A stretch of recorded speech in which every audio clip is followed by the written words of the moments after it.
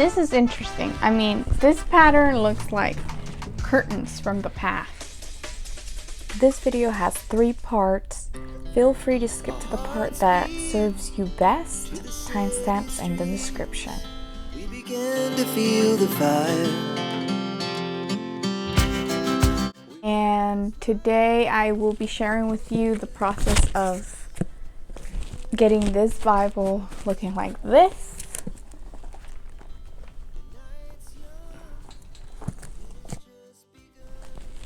to looking like this.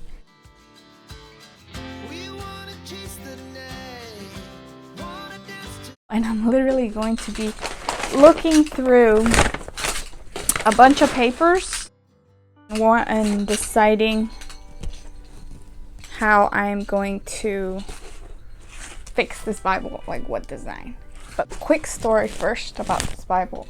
This Bible actually belongs to my pastor, and he's on vacation right now, so I'm super excited to fix it for him. What happened is that my pastor's actually in Honduras, and this Bible was his first Bible that he started his ministry with as a pastor, and so I am super excited to fix it up for him.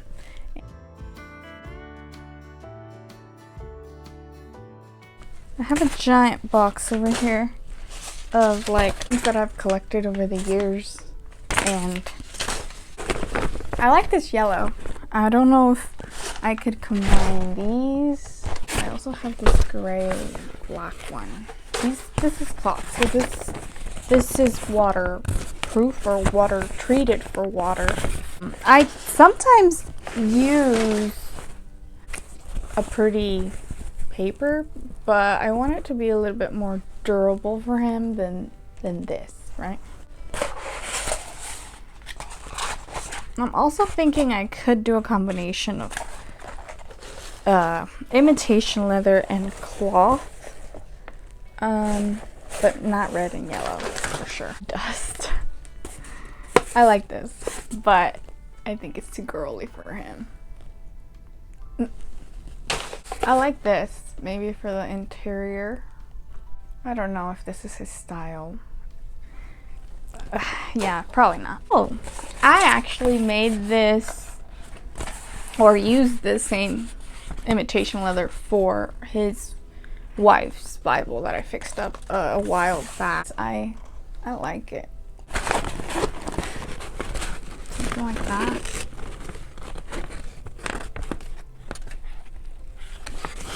Maybe the black with the green. I kind of like this, but I just think it's too Christmassy. When designing a book or Bible, any cover, it's important to think about the color palette, the durability.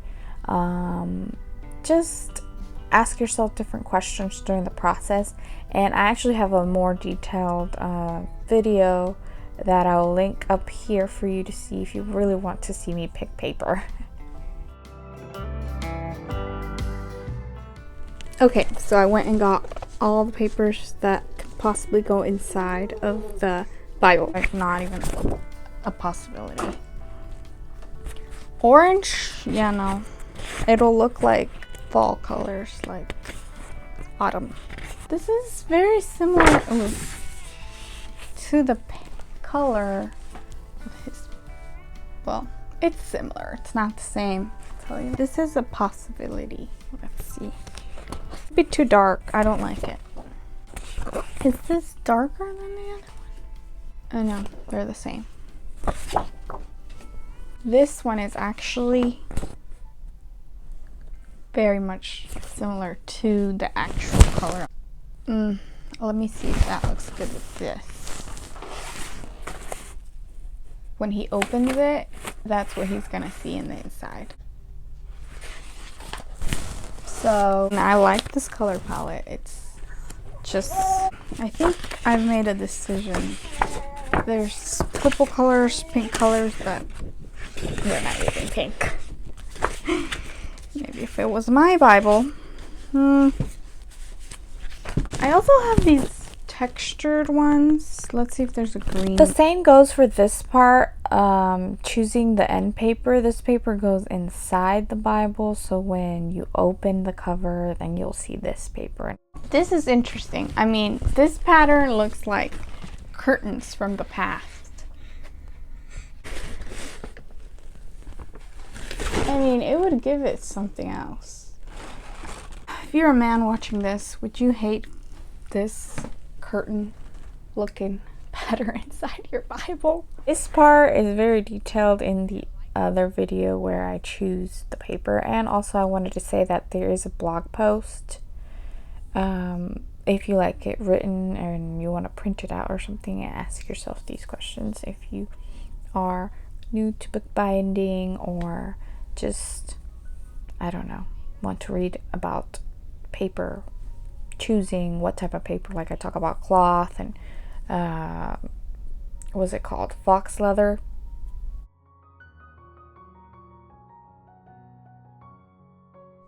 Okay, so it's day 2, and what I usually do is I examine the Bible and see what is wrong, what if there's anything I can save from it, is there anything in the inside that needs special attention. I guess I don't know really the condition of the spine until I open it up.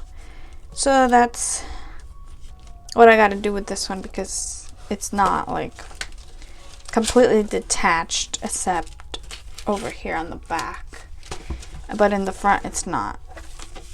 And that's what I'll do now. I'm gonna take it apart and see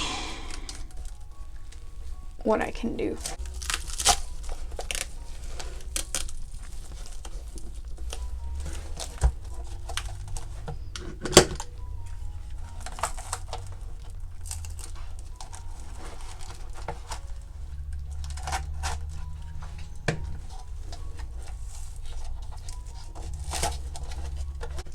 What I'm seeing is that it was previously attempted, or somebody, whoever owned this in the past. Well, actually, no. I know this has only been my pastor's Bible forever. So I'm guessing that they tried to fix it, putting hot glue in here somehow. Because usually Bibles don't have anything like that here in the spine. So I'll have to clean that up. And that's why it's a little bit hard to take it apart, because usually it's not hard to pull it from here.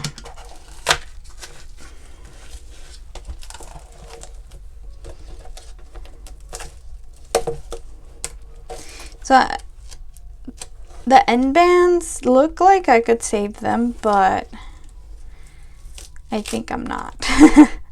I want to give this Bible complete new, and they're already falling off anyways.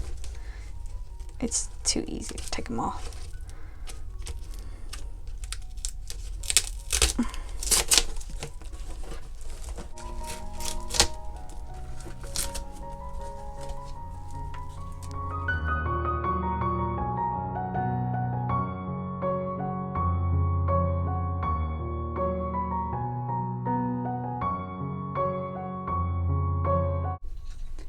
Okay, so I have taken it apart, and this is usually what I save if it's possible. Some Bibles come to the point where there's nothing left from the case, and if that's the case, well then I have to measure,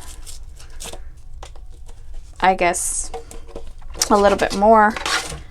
But if I can save these, I leave them, because then I don't have to measure as much, and I can use them as a template to then cover this one again.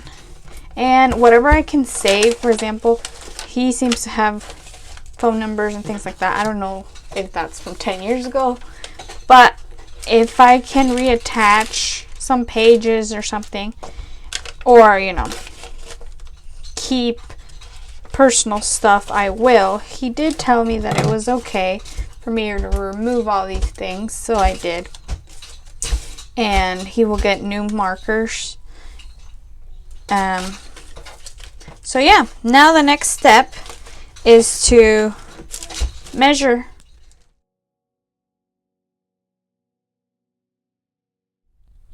Okay, so the next step is to measure the new boards.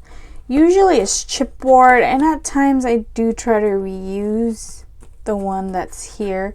But then you have to really remove all the previous stuff. But this one's at a point where it's just not great right here at the edges. So I'm not going to reuse them.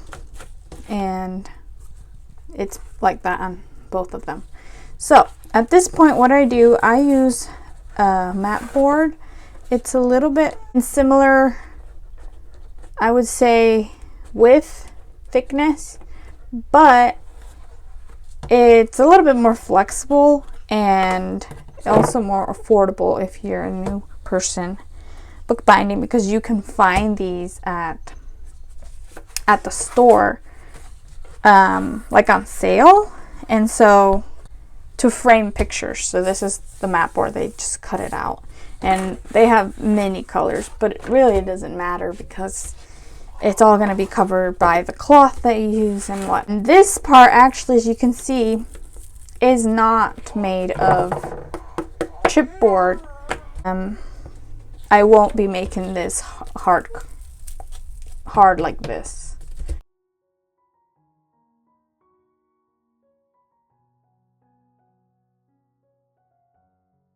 Now I put something at the bottom so that when I cut, it doesn't, you know, damage the table or anything. So let's go.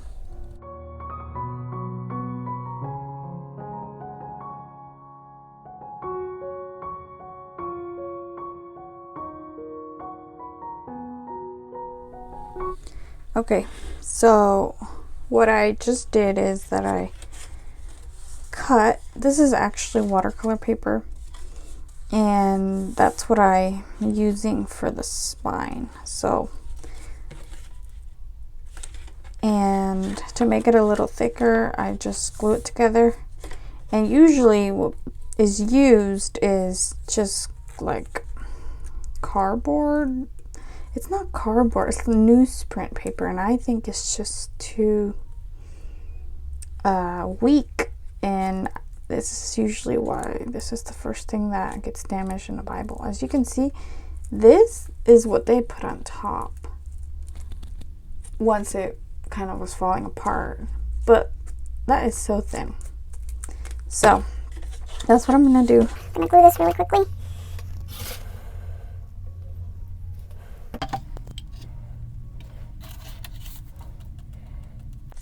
As you can see, nothing that I'm doing is really measured to perfection right now. If I need to adjust, I will cut pieces here and there as I go. Or if I need to make another one, I do sometimes. It's not ideal, but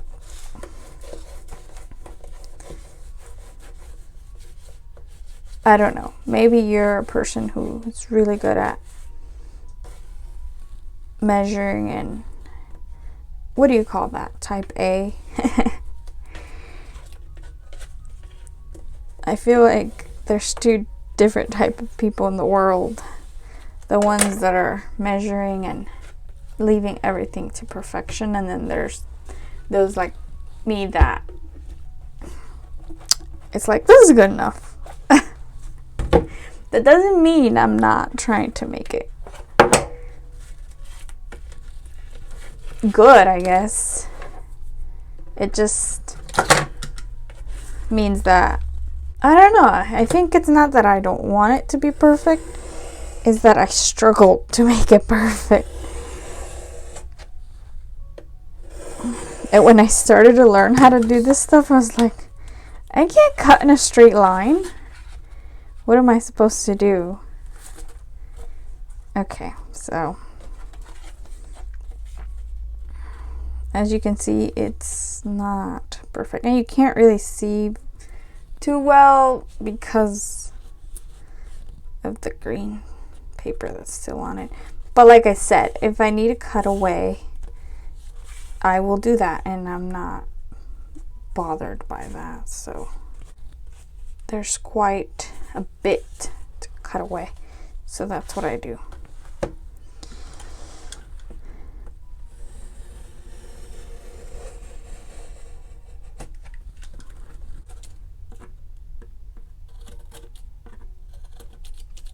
When I first started, I would just use scissors, and everybody tells me I say scissors wrong. But hey, English is my second language, so I do what I can. And like I said, this is definitely not perfect by any means.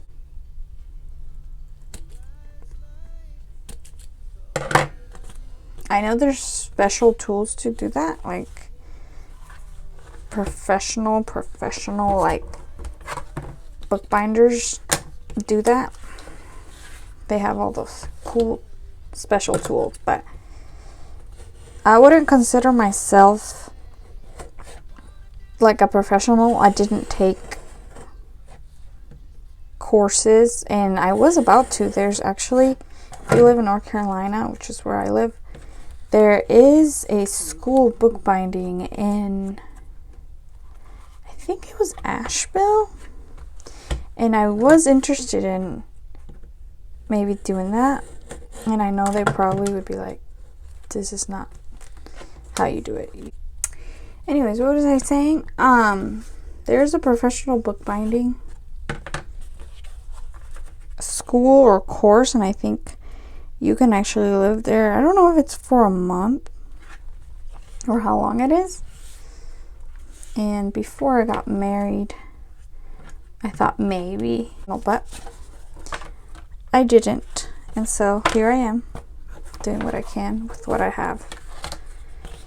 Okay, let's see. Let's go to the next one.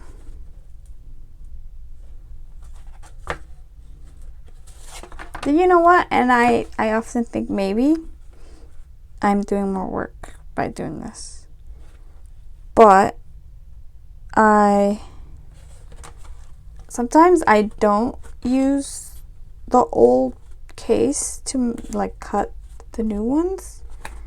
But I feel like I mess up even more. I mean, I have this that's supposed to help you like make it,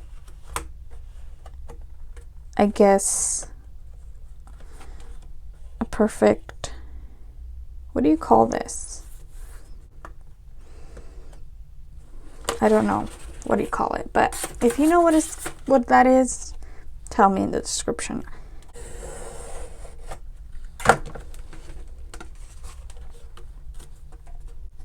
I told you guys that this is from my pastor and that he was on vacation. And yesterday, well, today's Monday, so yesterday he was there, and I was like, I feel like he's gonna get here soon. And he was supposed to be there all of what month is this? All of April. And I guess we have 2 days left, so I'm not surprised that he didn't stay.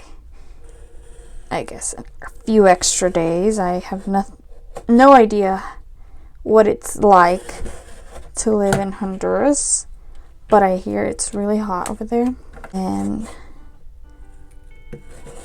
when you live in the US, you just get used to air conditioning. So now I'm originally from Mexico, and that's not the case for me. I would say the climate where I'm from is extremely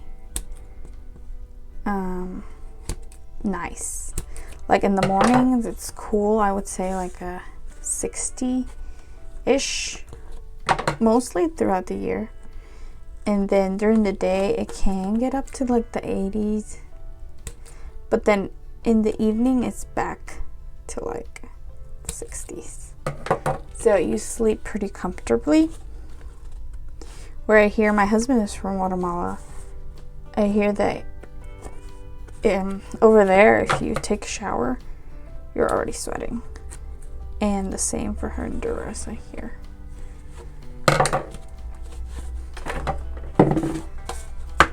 Okay, let's see if these line up. For the most part, they're okay. I see a little bit here, it's a little bit longer, so I'll just chop that off. But really, let's see if it fits the Bible. And there will be like a, I guess like a 1/4 of an inch here. So this will pop out a little bit. And let's look at the other side. This 1/4 that's left will be where the Bible moves, and I already threw it away, but basically the spine is here and then the cloth goes around this part, and I made a new one. So let's see if this one is the same height as these.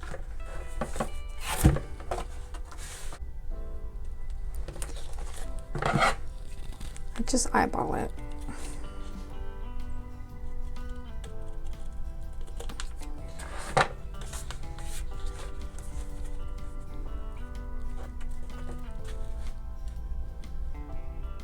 Okay, and that's good enough. So we just, step 1, we took all the stuff off, all the old things, and I saved the things that I think we can reuse or give back to the owner. And I used the old boards to measure the new boards. So I have to split this video in 2 parts because it will be way too long, but I do want it to be detailed. So check out the other video coming soon. If you don't see it, it's because it's not out yet.